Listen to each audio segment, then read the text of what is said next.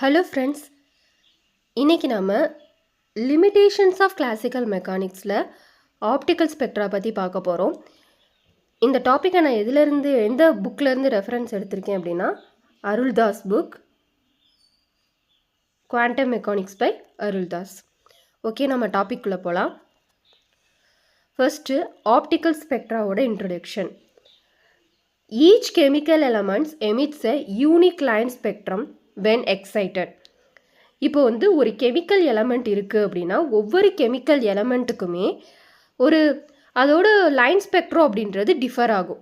ஒன்றுக்கு ஒரு மாதிரி இருக்கும், இன்னொன்றுக்கு இன்னொரு மாதிரி இருக்கும். அதாவது யூனிக்கான லைன் ஸ்பெக்ட்ரம் பெற்றிருக்கு. இந்த லைன் ஸ்பெக்ட்ரம் எப்போ வரும்னா, ஒரு ஆட்டம் ஒரு எலமெண்ட், அதாவது ஒரு கெமிக்கல் எலமெண்ட் இப்போ ஹையர் ஸ்டேட்டுக்கு போயிட்டு லோயர் ஸ்டேட்லேருந்து ஹையர் ஸ்டேட்டுக்கு போயிட்டு மறுபடியும் நமக்கு லோயர் ஸ்டேட்டுக்கு வரும் பொழுது என்ன ஆகுதுன்னா எமிட் பண்ணுது, லைன் ஸ்பெக்ட்ரத்தை நமக்கு எமிட் பண்ணுது.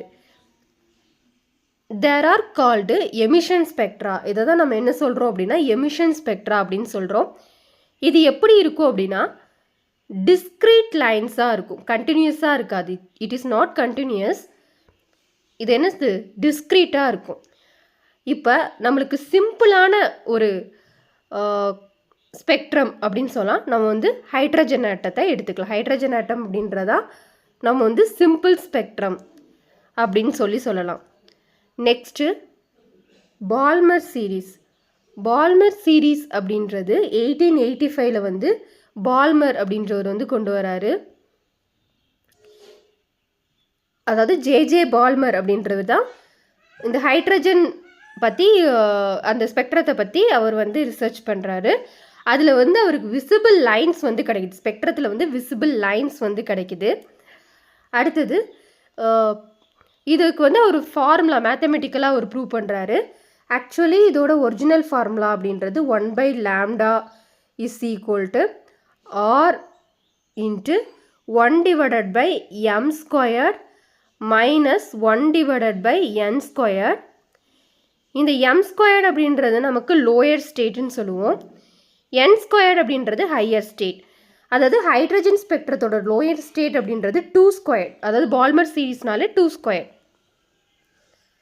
அதாவது 1/λ is equal to R into 1/1/2² minus 1/n². இங்கே 2 அப்படின்றது இது லோயர் 2ன்றது லோயர் ஸ்டேட். ஹையர் ஸ்டேட் நமக்கு 3ஆக இருக்கலாம், 4ஆக இருக்கலாம், 5ஆக இருக்கலாம், அதை விட எக்ஸெட்ரா. ஆர் அப்படின்றது என்னென்னா ரிட்பர்க் கான்ஸ்டன்ட். ஆர்ன்றது Rydberg constant. Next general formula of hydrogen spectral series. இது அதான் நான் சொன்னேன்ல, 1/λ is equal to R into 1/m² minus 1/n². அதாவது m அப்படின்றது என்ன, லோயர் ஸ்டேட். என்றது m+1, அதாவது எம்மை விட அதிகமாக இருக்கலாம், m+1 இருக்கலாம், m+2 இருக்கலாம். இது ஹையர் எனர்ஜி லெவல் அப்படின்னு நம்ம சொல்கிறோம். நெக்ஸ்ட்டு பார்த்தோன்னா ஹைட்ரஜன் ஸ்பெக்ட்ரல் லைன்ஸோட டேபிள். இப்போ லைமன் சீரீஸ் அப்படின்னா லோயர் ஸ்டேட் என்ன, m = 1. பால்மர்னா நம்ம பார்த்தோமா m = 2. அதே பாஸ்டன் அப்படின்னா m = 3. பிராக்கெட் அப்படின்னா m = 4. பீஃபண்ட் அப்படின்னா m = 5. இதை விட நமக்கு அதிகமாக இருக்கலாம். ஓகேவா? நமக்கு இந்த லைமன் மட்டும் பார்த்தோன்னா அல்ட்ரா வயலட். பால்மர்னா நம்ம பார்த்தோமா விசிபிள். லைமன்னா அல்ட்ரா வயலட், பால்மர்னா விசிபிள். பாஸ்டன் அப்படின்னு சொல்லும்போது இன்ஃப்ராரெட் சீரீஸ், அப்புறம் இன்ஃப்ராரெட் ரீஜியன் அப்படின்னு வரும். அதுக்கப்புறம் பார்த்தோன்னா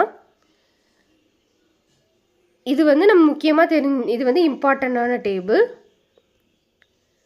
அடுத்தது regular spectrum lines indicates a specific mechanism of lights emission.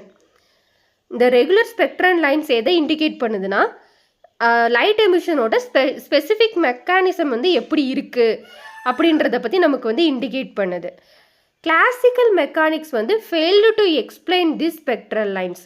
Classical mechanics என்ன பண்ணுது அப்படின்னா இந்த ஸ்பெக்ட்ரல் லைன்ஸ் நம்ம சொல்கிறோம்ல, Lyman series, Balmer series, Paschen series, Brackett, Pfund, இது மாதிரியான ஒரு தெளிவான ஒரு கண்ணோட்டத்தை எக்ஸ்பிளைன் பண்ணலை. அதனால் வந்து கிளாசிக்கல் மெக்கானிக்ஸ் இந்த இடத்துல ஃபெயில் ஆயிடுச்சு. இது வந்து நமக்கு வந்து development of the quantum theory வந்து குவாண்டம் தியரி வந்து வரதுக்கு ஒரு லீடாக இருந்தது அப்படின்னு சொல்லலாம். ஆக்சுவலி என்னென்னா நம்ம இது எல்லாமே பார்க்குறது எப்படி வந்து கிளாசிக்கல் மெக்கானிக்ஸ்லேருந்து குவாண்டம் மெக்கானிக்ஸ் வந்து எவால்வ் ஆச்சு, எப்படி வந்து ஸ்டெப் பை ஸ்டெப்பாக அது வந்து முன்னேறி வந்துச்சு, அது குவாண்டம் மெக்கானிக்ஸோட நீட் என்ன அப்படின்றத பற்றி தான் பார்த்துட்ருக்கோம். ஓகே ஃப்ரெண்ட்ஸ், நெக்ஸ்ட் டாபிக் வந்து ஃபோட்டோ எலக்ட்ரிக் எஃபெக்ட் பற்றி பார்க்கலாம். Okay friends, thank you.